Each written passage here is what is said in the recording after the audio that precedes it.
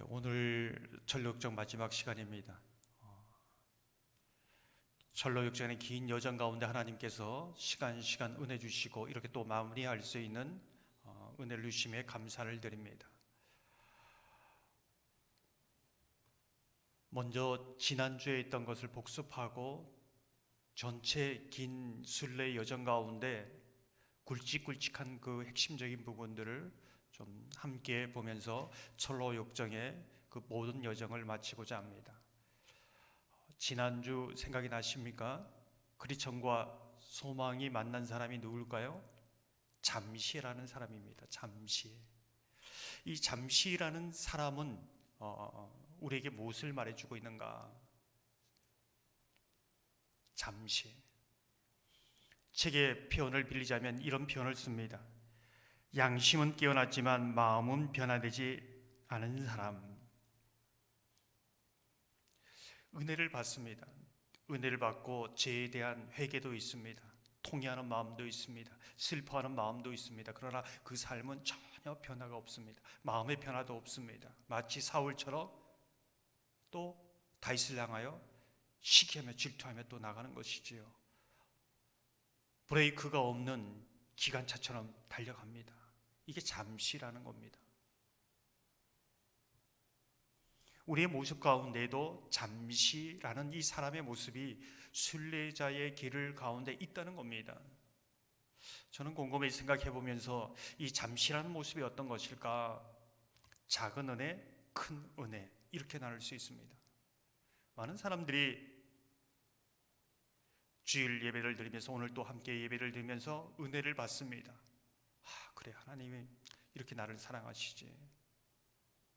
그래, 하나님께서 이런 그 권면을 나에게 주시는구나. 그래, 하나님께서 나를 생각하고 계시는구나. 참 나는 행복한 사람이다. 그런데 삶의 방향은 바뀌어지지 않습니다. 이게 잠시라는 겁니다. 이게 작은 은혜라는 것이지요. 정말 은혜가 은혜된다는 것은 어떤 것인가? 내 삶의 방향이 바뀌어지는 거고 마음의 변화뿐만 아니라 행동의 변화가 따르는 것, 이게 정말 은혜라는 겁니다. 이게 큰 은혜입니다. 많은 사람들은 오늘 설교 너무나 은혜스러웠어요. 하나님이 정말 나를 사랑해. 네, 이 사랑을 선포하지 못합니다. 이 사랑을 증거하지 못합니다. 그 말씀은 외면해 버립니다. 이게 작은 은혜에 머무는 겁니다. 정말 그 말씀이 나의 삶을, 마음을, 나의 행동을 변화시키는 말씀이 아닐 때에는 잠시라는 사람과 다를 바가 없다. 그 말씀은 그냥 내게 듣기 좋은 말씀에 머무를 수 있다. 내 삶과 영혼을 변화시키는 말씀이 될 수 없다. 이제 이것을 잠시라는 사람을 통해 우리는 배우게 되는 겁니다. 많은 사람들이 이 잠시라는 이 사람의 모습을 가지고 있다는 것이지요. 그러니까 우리가 기도할 때에 작은 은혜에 만족하는 것이 아니라 내 삶 속에 그 말씀을 순종할 때 하나님께서 어떻게 역사하고 우리 삶 속에 성령을 나타내시고 열매를 맺혀가는가, 그것을 보는 것이지요. 그리천과 소망은 마지막 두 난간을 남겨두고 있었습니다. 그 난간이 죽음의 강과 예루살렘 성이라는 이 두 가지 난간이었습니다. 이 죽음의 강은 무엇을 말해주고 있는가? 광야를 지나가는 이스라엘 백성들의 모습을 볼 때 이 죽음의 강은 두 개의 강으로 그렇게 나타날 수 있습니다. 첫 번째 강은 홍해지요.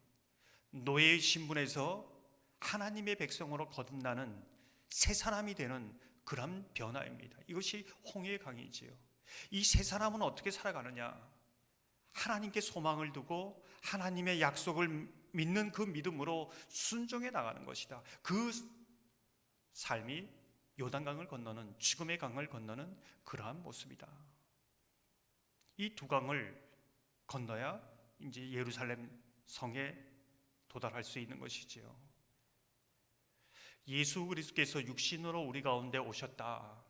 예수님은 철저하게 사람입니다. 철저하게 하나님이십니다. 이 두 가지가 동시에 존재하지요. 우리도 마찬가지지요. 우리는 철저하게 사람입니다. 근데 철저하게 또한 하나님의 자녀로 살아가는 것이죠. 예수님이 그 신비를 이 땅에 성육신화에서 보여주셨습니다. 우리가 그 삶을 같이 살고 있는 겁니다. 하나님의 자녀로 살아가면서 하늘의 신분을 가지고 살아가면서도 철저하게 인간의 모습으로 살아간다. 그러나 어떻게 사는 것이 믿음인가를 예수님의 공생애를 통해서 우리에게 보여주셨다. 이렇게 볼 수 있습니다. 마지막 하나의 난관은 예루살렘 성문 앞에 무엇을 내어놓을 수 있는가? 증명서가 있는가? 세상에서 가장 불쌍한 사람이 누구인가? 무지라는 사람이죠. 열심히 거기까지 달려왔습니다. 열심히 나왔지만 정말 하나님 앞에, 그 성문 앞에 내어놓을 회개도 말씀의 순종도 없었다는 겁니다. 반기는 사람도 없고 아무리 문을 두드려도 열려지지 않습니다. 결국 그 찬란한 예루살렘 성문 앞에서 지옥으로 떨어지는 그 비극을 보는 것이, 이게 무지라는 사람입니다. 세상에서 이 철로 역정의 그 전 과정에서 가장 불쌍한 사람, 무지라는 사람이지요. 우리가 이 무지라는 사람을 보면서 정말 우리에게 내어놓을 증명서가 있는가?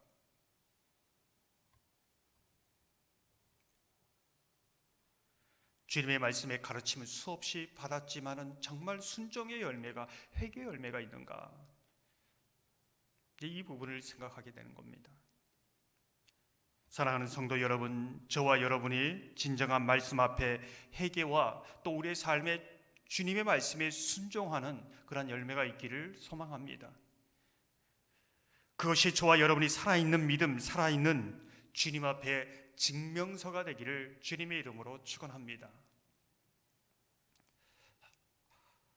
오늘 보면 이제 지금까지 걸어온 여정 가운데 굵직굵직한 그 핵심적인 그 부분을 함께 다루고자 합니다. 다 다룰 수 없는데 한 5군데 정도 핵심 이정표를 가지고 또 그 사이는 간단하게 다루면서 20주가 이제 되는 것을 지금 이 시간에 다 정리합니다.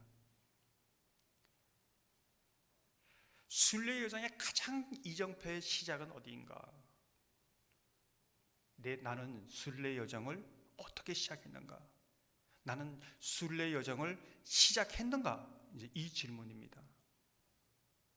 크리스천이 성경을 읽고 그 말씀을 통해서 자기의 죄를 깨닫고 심판이 있다는 것을 알게 되고 이 세상이 영원하지 않고 멸망할 것을 깨달으면서 순례의 시작이 되는 것이지요.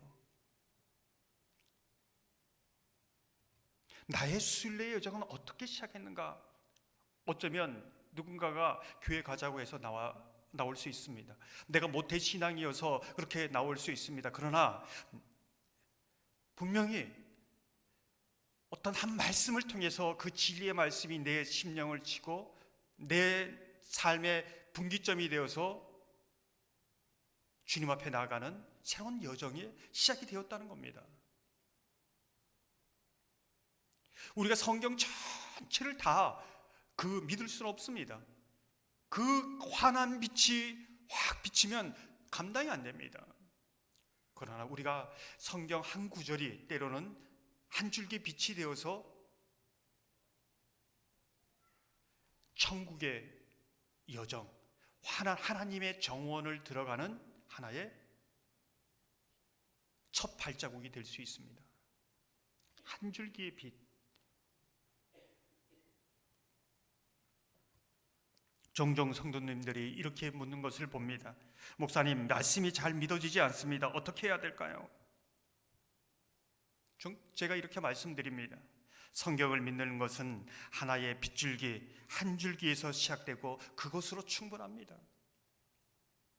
어떤 사람은 요한복음 3장 16절이, 어떤 부분은 요한복음 1장 12절이 믿어짐으로 그 말씀을 읽으면서 하나님의 그 정원에, 천국 여정의 그 정원에 환한, 때로는 꽃을 보기도 하고 나무를 보기도 하고 그 길을 이제 걸어가는 것이죠. 한 줄기의 빛, 한 구절로 충분합니다.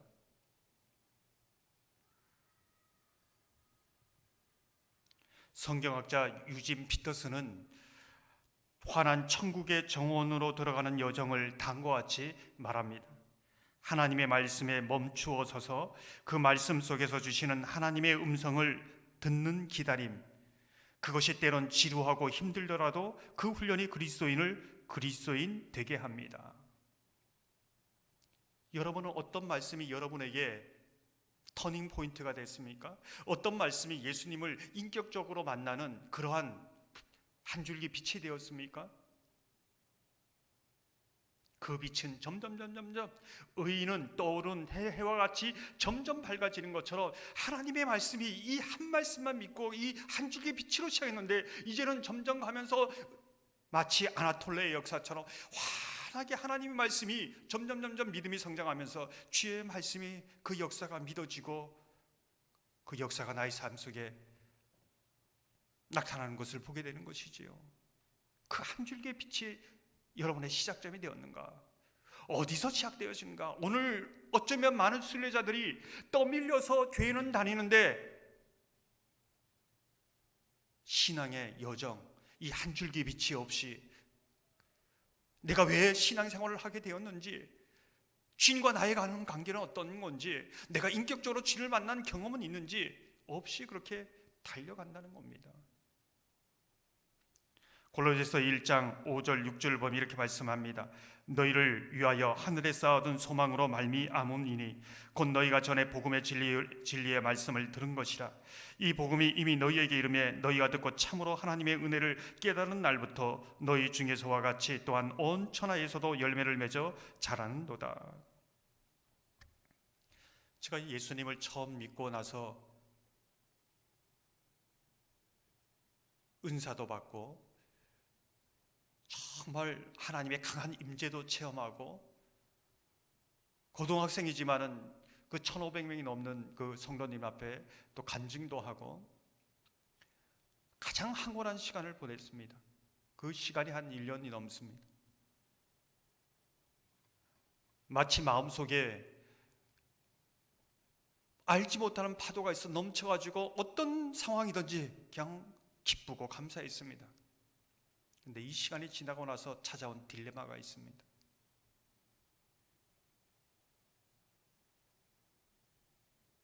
이런 많은 은혜를 경험했더라 할지라도 정말 나는 구원받았는가? 하나님이 정말 내 마음속에 계시는가? 나는 거듭났는가? 여기에 딱 걸려서 주저앉았습니다. 굉장히 그 방황하는 시간이 1년, 2년이 지났습니다. 이전처럼 신앙생활을 했지만 너무 행복하지는 못했습니다. 늘 이 질문이 있었으니까요. 근데 요한복음 17장 17절, 로마서 8장 15절로 정말 한 줄기 비와 같이 정말 하나님의 말씀이 열려지는 겁니다. 하나님의 말씀은 진리다. 구약에 1000여 번이 넘는 그 말씀을 예언한 것이 시작에 다 성취했다. 이것이 하나님의 진리의 능력이요, 이게 하나님의 예언의 말씀에 가장 강력한, 이 모든 것을 떠받치고 있는 반석과 같은 것이다. 하나님의 말씀은 진리이다. 하나님은 거짓말하는 분이 아니다. 단 한 번도 그 예언한 말씀이 이루어지지 않은 것이 없다. 이것이 탄탄한 반석처럼 다가왔습니다. 그리고 또 하나가 로마서 8장 15절 말씀이 정말 내 속에 예수님이 계신가? 성령이 계신가? 너는 마음 깊은 곳에서 하나님을 아빠 아버지라 부르는 겁니다. 그때 로마서 8장 15절이 마음 깊은 곳에서 이 고백이 있으면서 정말 주님이 내 마음속에 계시는구나. 난 예수의 사람이고 하나님의 아들이구나. 이 두 말씀이 변하지 않는 말씀으로 시작되었습니다. 그 신앙의 여정은 거기서부터 저는 시작되었습니다. 그러면서 성경 곳곳마다 읽으면서 하나님께서 나에게 말씀하시는 이사야 43장 1절 말씀은, 요한복음 16장 말씀은, 15장 16장 말씀은 저를 콜링할 때 수많은 말씀이 그때그때 이제 점점 환한 빛으로 다가오는 겁니다. 제가 왜 이렇게 많이 얘기할까요? 한 줄기 빛이 있는가? 신앙의 여정을 시작했는가? 곰곰이 생각하면 있을 겁니다.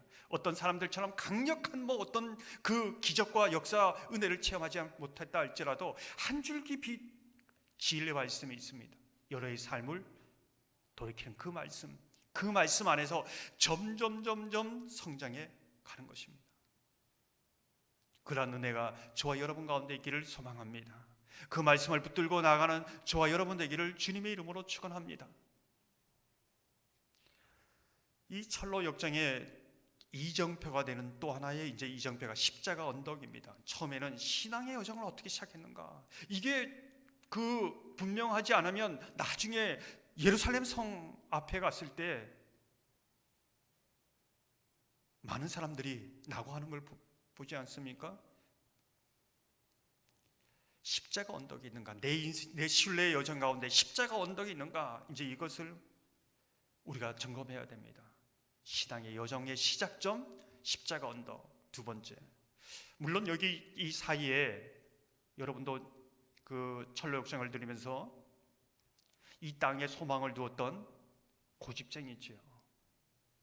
왔다가 이 땅에 소망을 둔 사람이 돌아갔습니다.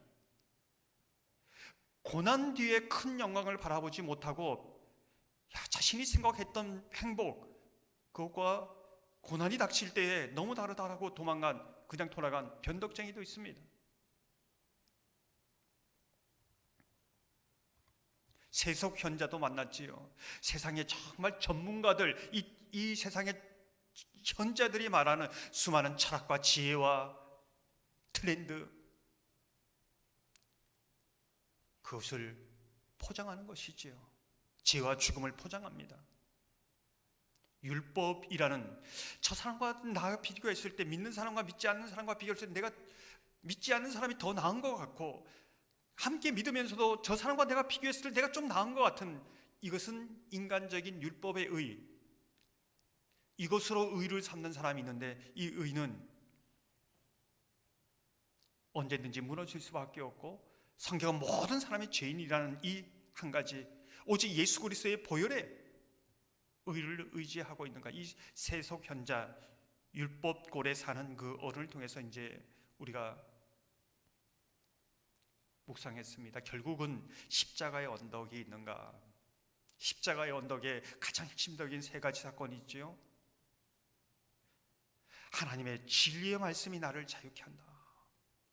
예수 그리스도가 십자가에 죽으실 때 내가 죽었고 예수 그리스도가 살아난 것은 내가 살아난 것이다. 나는 죽은 사람이다. 나는 산 사람이다. 이 믿음의 고백, 나의 모든 죄의 빚을 주님이 다 갚아주셨다. 이것이 믿어지고 깨달아질 때에 그렇게 짓눌리던 무거운 죄의 짐이 저 멀리 낭떠러지로 떨어지는 경험을 이 크리스천이 경험하지 않습니까? 죄의 문제가 해결되었습니까? 우리가 주일날 죄의 고백, 참회의 기도를 하는 것은 죄를 용서받기 위해서 고백하는 게 아닙니다. 이미 용서받은 자로 용서해 준 것을 감사함으로 죄를 이기고 성령으로 승리하기 위해서 이것을 고백하는 겁니다. 죄 용서받기 위해서 가톨릭처럼 대죄는 용서받았는데 소죄를 용서받지 못해서 이 소죄를 용서받기 위해서 오는 것은 아닙니다. 다 용서받았습니다. 이 죄의 문제가 완전히 해결되었는가? 십자가 언덕에서 내 인생에, 내 순례의 십자가 언덕에 있어야 된다는 겁니다. 누더기 옷을 벗고 이제 새로운 옷을 입지 않습니까? 나는 철저한 인간이고 육신의 사람이지만 또 철저한 하나님의 자녀로 살아가는 이 정체성이 있는가? 그리고 머리에 이마에 표식을 해주시오. 그게 무엇입니까? 성령의 인치심입니다. 성령이 이제는 내 마음속에 위로자로 돕는 자로 역사하십니다. 그리고 두루마기의 말씀을 가지고 순례길을 여정을 시작하는 겁니다. 성령께서 날마다 그 말씀을 통해 주님을 만나고 내 가야 할 길을 인도하시는, 이게 순례의 길의 이제 시작이죠. 십자가 언덕이 있는가? 여러분에게 십자가의 언덕에 고백이 있습니까? 이것을 묻고 있는 거예요. 내 인생의 신앙의 여정, 그리고 십자가 언덕, 순례 여정이 가장 중요한 지점이지요. 십자가 언덕을 가기 전에 제가 넘어간 부분이 있는데요, 해석자의 집이 있지요. 해석자의 집에 갔을 때 순례 전체 여정에 도움이 될 많은 부분을 보여줍니다. 여러 비밀의 방들을 보여주지요. 그게 무엇일까요? 첫 번째 방은 목자장 대신 예수의 그림입니다. 그리고 거실에 율법이란 먼지를 또 물을 뿌려서 청소하는 은혜라는 것을 또 상징해서 보여주고 있습니다. 정력과 인내라는 아이, 이 땅에 무엇인가를 당장 얻기 위해서 그렇게 애쓰는 정력이라는 아이, 그러나 참고 기다리며 나아가는 인내라는 아이, 그 방에 보았지요. 벽난로에 끊임없이 사탄이 물을 뿌리면서 우리를 그 믿음의 그 불꽃을 꺼트리려고 하지만은 주님이 성령의 기름을 붓는 모습을 통해서 끊임없이 하는, 우리가 어떻게 우리의 불꽃이 완전히 꺼지지 않고 불붙는가, 그것을 보았습니다. 궁궐 안으로 들어가는 무장한 군인을 보았고, 철장 안에 갇힌 사람, 순례의 길을 시작했지만은 방탕으로 빠져 전혀 돌아오지 못하는 철장 안에 갇힌 사람도 보았습니다. 마지막 심판날, 가장 무서운 거, 그 마지막 날 심판날에 있는 여러 가지 무서운 그 사건들을 보았지만, 가장 무서운 게 심판장 대신 그 하나님의 불꽃 같은 눈을 보았을 때 두려워서 견딜 수가 없었다. 정말 하나님의 그 마지막 때의 눈이 나를 향한 사랑의 눈이 될까, 심판의 눈이 될까, 이제 우리는 그것을 보면서 생각하게 됐습니다.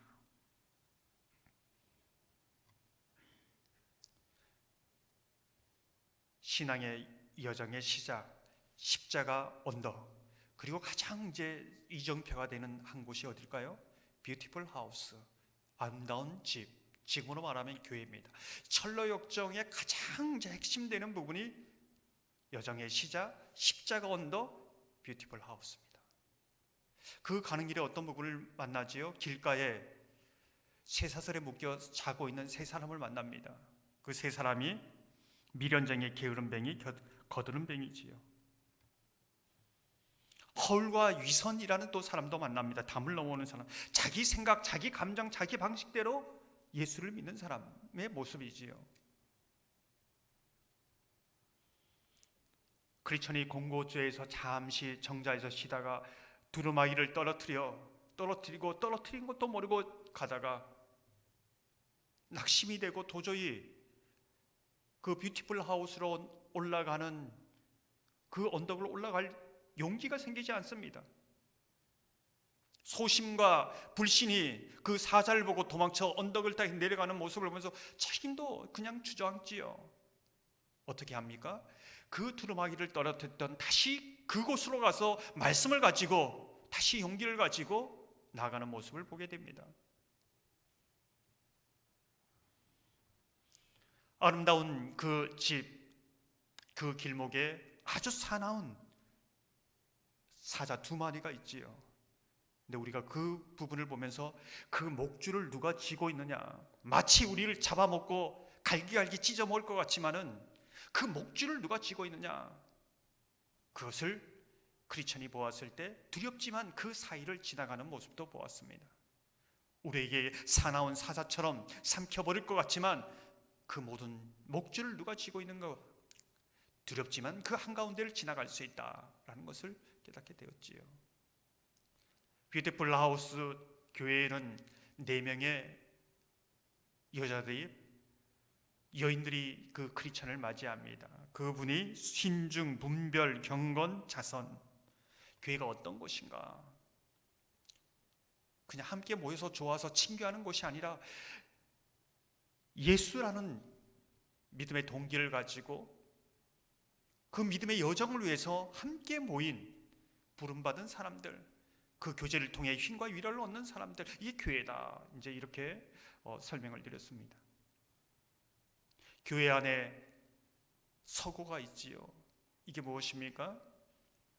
지금까지 믿음의 길을 걸어간 수많은 사람들을 배우면서 내가 그 순례 여정을 어떻게 끝까지 달려갈 수 있는가?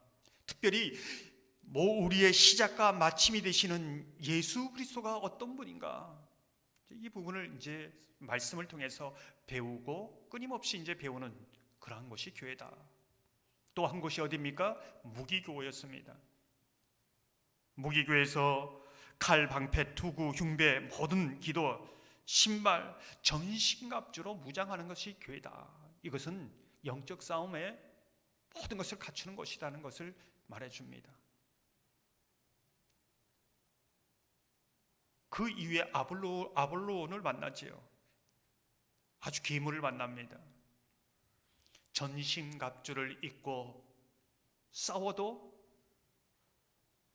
감당할 수 없는 그 치열한 싸움, 어떻게 이깁니까? 죽음과 사망이란 이 아볼로온을 죽으면 죽으리라, 죽음을 이겨낸 부활의 소망으로 이겨내깁니다. 우리가 무엇을 이길 수 있는가? 그리 아니하실지라도 많은 사람들이 죽음을 넘어서는 부활의 소망이 있는가를 우리가 그 아볼로온과 싸우면서 질문하게 됩니다. 많은 사람들은 살기 위해, 더 잘 살기 위해, 더 윤택하기 위해 종교를 가집니다. 그러나 그리스도인들은 안 그렇지요. 주님의 뜻이 우리 가운데 이루어지는 것을 보기 위해서, 예수님께서 나를 부르신 그 뜻에 다 알 수 없지만 순종하기 위해서 내가 원하는 하나님이 아니라 하나님이 원하는 나의 모습으로 응답하는 것이지요. 이것이 신앙생활이다. 이제 이 부분을 묵상하게 되었습니다. 자, 신앙의 여정의 시작, 십자가 언덕, 교회 뷰티풀 하우스, 이 순례 여정에 무엇이 정말 가장 핵심되는 지점이고 중요한 부분인가를 우리는 이 여정을 통해서 다시 한번 보게 되는 것이지요. 그 다음 여정을 보면은 여러 이제 사건들인데, 제가 가장 인상적으로 보는 두 사건은 음침한 사망의 골짜기를 지나는 사건, 또 하나는 절망의 성에 사는 거인으로 인해서 그 감옥에 갇히는 사건. 이 두 사건이 굉장히 중요하다, 이렇게 생각합니다. 사망의 음침한 골짜기를 어떻게 지나갑니까? 지나가면서 아무것도 보이지 않습니다. 때로는 그 많은 사람들이 지나가다가 죽은 순례자들의 뼈도 봅니다. 어떻게 이 사망의 음침한 골짜기를 지나가는가? 어떻게 지나갑니까?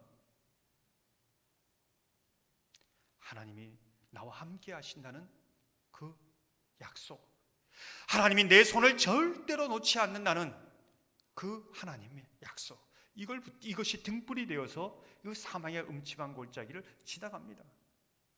다른 방법이 없습니다. 제가 주일날 함께 나누었지요. 정말 하나님의 보복 심판이 무엇인가? 사람이 바뀌는 것이 아닙니다. 원수가 없어지는 것이 아닙니다. 진정한 나의 보복과 심판은 하나님이 나는 너 편이다, 너와 함께한다, 내가 너를 사랑한다, 내가 너의 마음을 안다, 끊임없이 그 하나님의 말씀이 진정한 위로요, 보복이요, 심판이라는 겁니다. 이 사망의 음침한 골짜기를 지나면서 어떻게 지나는가? 이 지나면서 신실하는 동력자를 만납니다. 나만 힘든 것이 아니구나, 나와 함께 이 순례의 길을 가는 신실하는 이 사람 때문에 이 사망의 음침한 골짜기를 지나갈 수 있는 것이죠. 그래서 참 동력자는 너무나 중요하다. 많이 필요하진 않지만 정말 신실과 같은, 다윗에게서는 요나단과 같은 그런 동력자, 혼자서는 주저앉고 싶은데 이런 동력자를 통해서 이 사망의 음침한 골짜기를 지나가게 된다는 겁니다.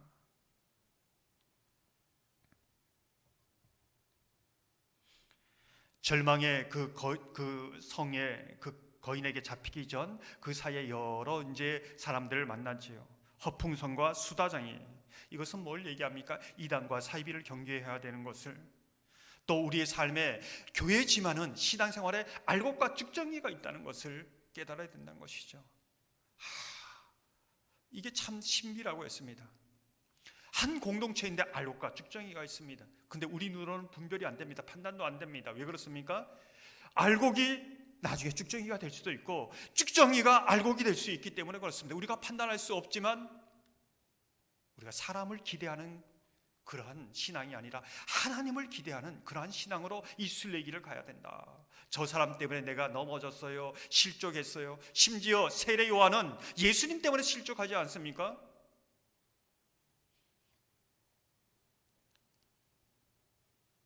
우리가 허풍성과 수대장애를 통해서 그 부분을 함께 묵상했습니다.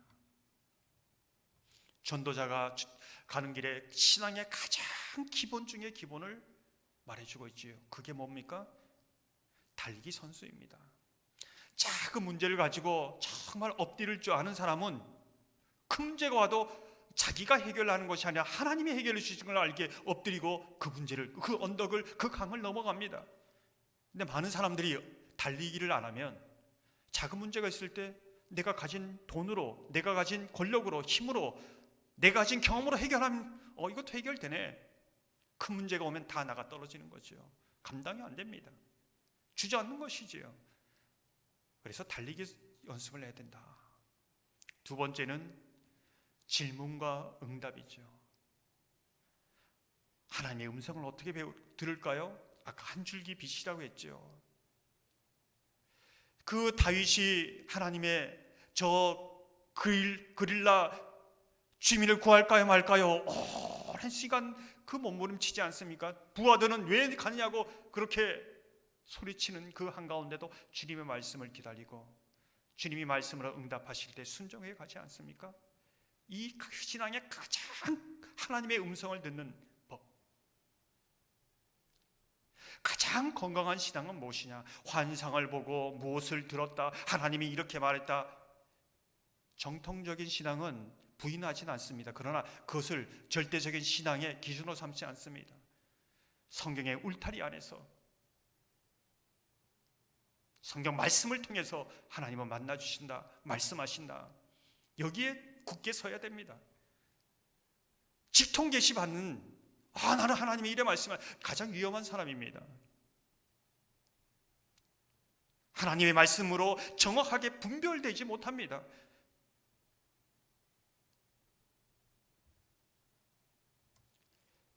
그 전도자를 통해서 우리가 배우는 것은 정말 하나님의 말씀에 기다릴 줄 알고 그 말씀을 통해 만나주시고 말씀하시는 그 하나님을 인격적으로 계속 만나가는 그 훈련, 기본 중에 기본.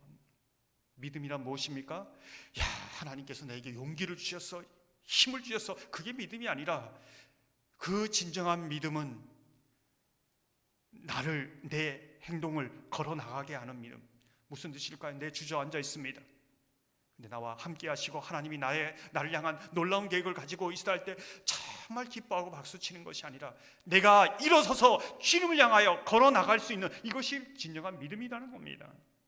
그런 비유 있지요.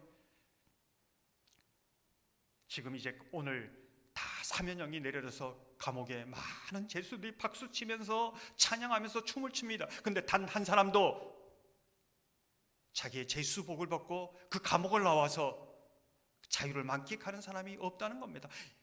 그 모습이 이 시대의 그리스도인의 모습은 아닌가 반문하기도 합니다.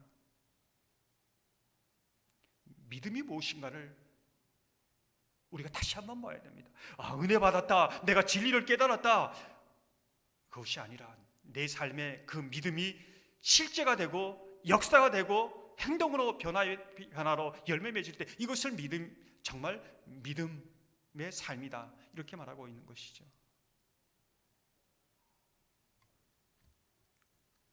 험한 세상에서 신실히 순교합니다.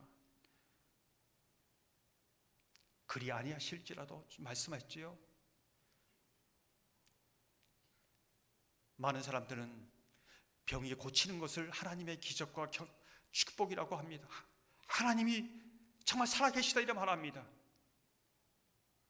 그러면 그 병으로 말미암아 정말 신실하게 믿던 사람이 죽었습니다. 그럼 하나님이 살아계시지 않습니까? 하나님이 죽었습니까? 아니지요.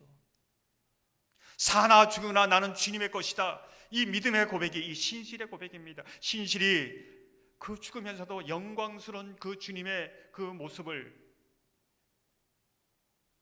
더 큰 부활의 영광을 바라보면서 나아가는 것을 보지 않습니까? 이것이 정말 그리스도인들의 참된 믿음의 모습이다. 이제 이 부분을 말해주고 있습니다. 많은 사람 가운데 데마와 같이 두 마음을 가진 사람도 있습니다. 롯의 아내의 그 소금 기둥을 만나지 않습니까? 앞을 보니 막막합니다. 잡히는 것도 없습니다. 미래를 책임져 줄 것이 하나님이 책임져 준다고요? 이 롯의 아내는 아니 내가 세상에 이제까지 그래도 나를 책임져 주던 통장 카드가 더 나를 내 실제 삶을 책임져 주고 내 실제 삶에 도움이 되지, 막막한 미래 하나님이 책임져 준다고? 그래서 이 세상을 돌이켜서 세상을 바라보는 겁니다. 무엇이 정말로 돈도 필요하지요. 건강도 필요합니다. 그렇지만 정말 나를 책임져 줄 가장 핵심은 무엇인가? 그것이 분명하지 않으면 롯의 아내가 되는 겁니다. 하나님으로는 안 돼. 세상 돌아보는 것이죠. 이 롯의 아내를 통해서 우리가 십자가에, 세상에 대하여 내가 십자가에 못 박았다는 것은 이제 세상에 그 줄이 끊어졌다. 이제는 하나님과 이어졌다. 하나님이 나의 탯줄이다. 생명줄이다. 이제 이 믿음으로 살아가는 삶이라는 것을 우리가 함께 나누었습니다. 절망의 그 거인에게 잡힌 두 사람, 정말 이 신실한 크리스천과 소망, 죽고 싶은 마음이 듭니다. 이래 살아서 뭐하나 포기하고 싶은 마음이 됩니다. 그때에 그를 이 절망의 성에서 건져낼 수 있는 것이 무엇인가? 밤새도록 기도합니다. 주님, 죽겠습니다. 힘들어 죽겠습니다. 도와주십시오. 기도할 때에 언약의 말씀, 그게 그 언약의 열쇠지요. 그게 자기 품속에 있다는 것을 깨닫게 됩니다. 그 언약의 말씀을 키를 삼아서 그 절망의 성을 빠져나오는 것을 보게 됩니다. 그런데 이 전체 철로의 여정의 가장 핵심이 계속적으로 반복되는 게 뭐냐면요, 기도와 말씀. 기도 말씀, 그것을 통해 하나님을 계속적으로 만나고 하나님이 주시는 능력과 지혜를 얻는 것, 이것이 계속 철로의 역정. 어디에서 위로를 얻고 어디에서 능력을 얻고 어디에서 지혜를 얻고 어디에서 갈 길을 묻는가, 이 철로의 역정을 통해서 계속 보여주는 거예요. 기도와 말씀. 절망의 해독제는 희망이 아니라 믿음이고, 이 믿음은 하나님의 말씀을 들으면서 나고, 들으면 그리스도의 말씀이고, 그 살아있는 믿음은 나의 삶에 정말로 일어서서 희망을 보고 주님을 향해 아무것도 없는 가운데도 달려나가게 하는 힘이 된다. 이제 이것을 보게 되는 것이죠. 4명의 목자를 만납니다. 지식, 경계, 지식, 경험, 경계의 성실. 우리가 많은 지식이 있고 은혜가 있지만 정말 이것이 내 삶 속에 체험되는 살아있는 지식이냐, 그것이 내 성령의, 우리의 신앙의 울타리가 되고 보호막이 됩니다. 그것을 견고하게 세우는 것이 정말로 신앙의 제일 중요한 부분이다. 이것을 4명의 목자를 통해서 배우게 되었습니다. 신앙의 여정의 시작, 십자가 언덕, 교회 뷰티풀 하우스, 그리고 사망의 음침한 골짜기, 절망의 성, 그리고 마지막 한 군데가 지난주에 배웠던 새 예루살렘 성, 요단강, 죽음의 강. 이 부분이지요. 이 5개만 철로 역정에 기억한다면 이 전체를 다 볼 수 있습니다. 나는 신앙의 여정을 그 한 줄기의 빛을 어떻게 시작했는가? 십자가 언덕에서 정말 나는 죽고 예수로 살아났는가? 부활의 믿음으로 하나님의 사는가? 교회를 통해서 전신갑주를 입고 그 하나님의 말씀으로 자라가는가? 사망의 음침한 골짜기 가운데, 절망의 섬 가운데 오직 기도와 말씀으로 하나님이 내 삶 속에 살아계신 것, 그 하나님이 나를 이 모든 것을 지나게 하는 힘이 되는가? 위로가 되는가? 그리고 마지막 죽음의 강도, 죽음의 강은 내 육신이 죽고 영으로 사는 것이지요. 약속의 말씀, 내 영혼을 살리신 부활의 죽음에서 일으키신 그 주님의 약속으로 그 죽음의 요단강을 건너 새 예루살렘에 가는 겁니다. 나를 구원하시고 살리신 그 하나님의 은혜, 그 나에게 진정한 회심을 주고 거듭나게 하신 그것이 증명서가 되어서, 믿음의 증명서가 되어서 새 예루살렘의 그 성문을 열고 천국 백성으로 주님과 함께 영원토록 하나님 안에서 살아가는 모습, 이게 천로역정의 전체적인 모습이었습니다. 사랑하는 성도 여러분, 이제 2023년도 열흘밖에 남지 않았습니다. 우리 삶에도 끝이 있습니다. 오늘 본문을 읽었던 것처럼 사도 바울은 달려갈 길 다 마치고 그 마지막 새 예루살렘 성문 앞에 와 있는 겁니다. 그 문 앞에서 뭐라고 고백합니까? 야, 모든 사람들이 나를 다 버렸다. 나 혼자다. 이렇게 달려오는 그 수많은 사람들이 함께 왔는데 다 나를 버렸다. 나는 상처투성이다. 그런데 뭐라고 합니까? 상처를 남은 게 아니라 이 모든 것도 나를 빚기 위한 하나님의 도구였다. 그래서 허물을 돌리지 않는다. 내가 저 사람 때문에 내가 좀 더 좋은 환경에 있으면 그렇지 않다. 하나님은 최선으로 나를 여기까지 인도했다. 그 하나님께 감사한다. 이 끝에 상처투성이가 영광의 상처로 남는 거죠. 지금 바울이 그렇게 고백하고 있습니다. 그리천과 소망도 그 고백이지요. 근데 다 버린 가운데 함께한 사람이 있습니다. 누굴까요? 예수님이 함께 하셨습니다. 그리고 누가와 함께 했고 마가르, 디모데, 그 소수의 제자들이 있습니다. 그게 큰 위로가 됩니다. 바라기는 마지막 모든 사람들이 다 버렸다고 얘기하더라도 그래, 저 권사님이 나와 함께, 저 집사님이 나와 함께 마지막 달린 누가가 되고 소망이 되고 마가가 될 수 있기를 주님의 이름으로 축원합니다.